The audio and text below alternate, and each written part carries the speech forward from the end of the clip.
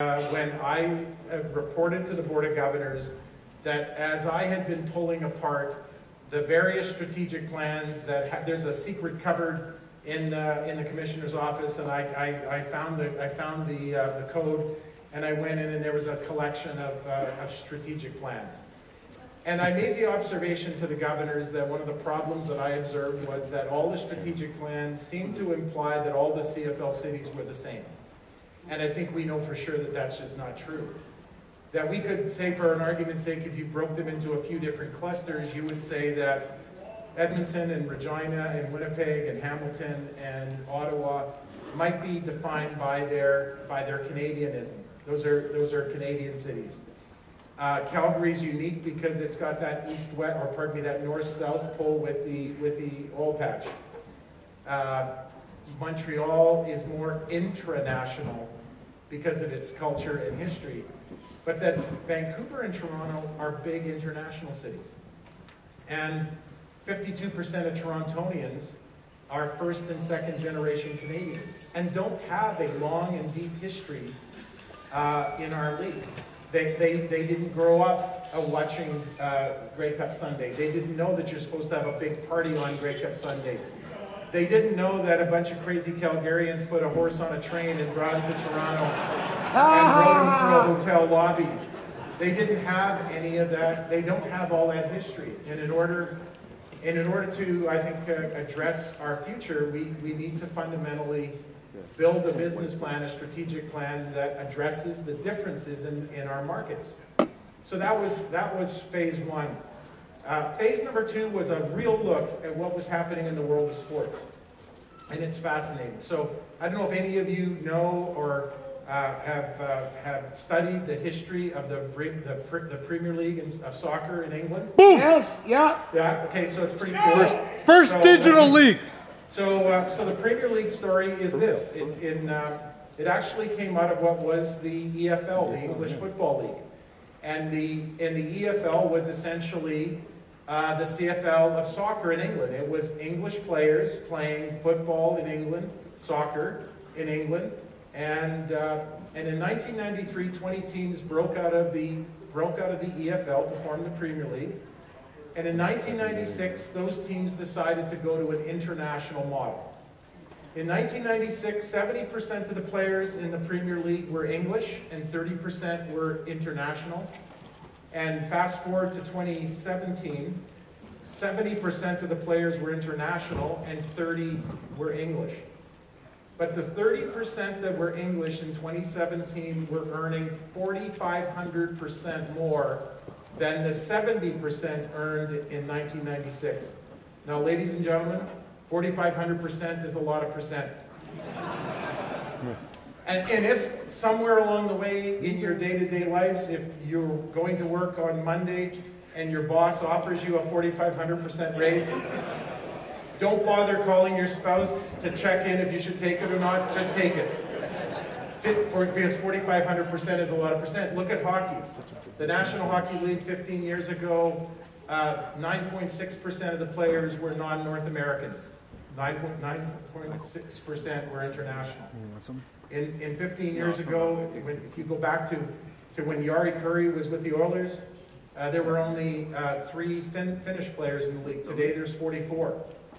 And from the time that they've now crossed through 30%, from 9.6 to 30%, during that time, players in the NHL are making more than 700% more than they were making before they became much more international. Ladies and gentlemen, 700% is a lot of percent. And if you go to work on Monday and your boss isn't kind enough to offer you a 4,500% raise, but instead only offers you a 700% raise, take it. Take it. Don't call your spouse, don't call your friend, just take it. And I could say, if you looked at basketball, when the NBA brought Yao Ming into the NBA has seen a meteoric rise in their success. And in fact, 98% of the fans and 98% of declared fans, 98% of declared NBA fans will never see an NBA game live. They will only ever see it in highlights and on TV or on their digital device. The NBA during that time has seen its revenues rise more than 400% faster than CFL's revenues have risen. 400%? That's a lot of percent. And if you look at Major League Baseball, if you look at curling, look at golf, what has happened in the world of golf as the game has become more international and how much better those players have done. If only Jack Nicklaus, if only Jack Nicklaus had played in this era, Jack Nicklaus would have made a lot more money than Jack Nicklaus made playing in his era. And what's the point that as we look at what's happened in the world of sports, we realize that international sports are growing much, much faster than national sports are growing. Even look at junior hockey in Canada. Junior hockey, last year's Memorial Cup that was played in Regina. Great hockey, right? The best junior hockey in Canada. And last year's Memorial Cup, their average minute audience ratings on TV, 287,000 viewers. The World Junior Hockey Tournament, average minute audience ratings, 1.1 million viewers. Guess what? Canadians love international sports. So I took that to the governors, and I said, there's a real important message that international sports are growing faster than national sports. So then I went to phase 3. And phase 3 was make a team in Germany. What's that? Make a team in Germany.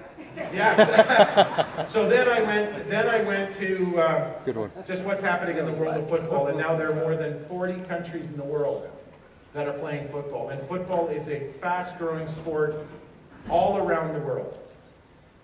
And ladies and gentlemen, here's the thing: we have for a very, very long time, the CFL has been the smaller of 2 football leagues in the world. And we have thought of ourselves and been thought of as a smaller of 2 football leagues in the world. But in reality today, we're the second biggest of 40 football leagues in the world. And second biggest of 40 is much bigger than the smaller of 2. And that's a lot of percent. Did I hear that? Okay, I love that. Okay, you guys are truly paying attention. But the second biggest of 40 is much bigger than the smaller of 2. And we have lived in the shadow of a giant, and for reasons that I'm not sure I understand, somehow we've accepted being a smaller league. We've accepted, to some degree, being positioned as a small national league when, frankly, we have an opportunity to live at the epicenter of international football. And how do I know that? I know that because now I have been to Mexico. And when we originally talked to the Mexican, the LFA in Mexico, tequila, that's tequila. Jose Not what I'm speaking, sir.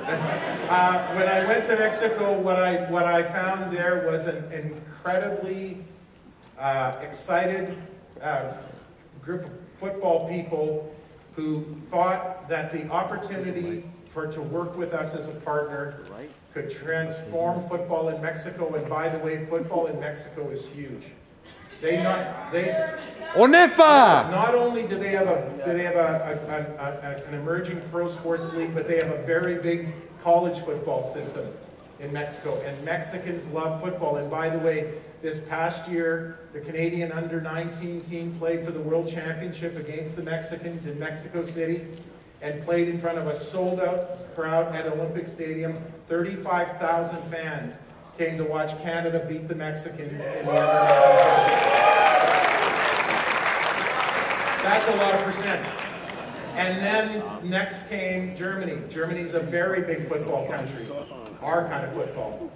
And immediately the head of the German Federation got off the plane.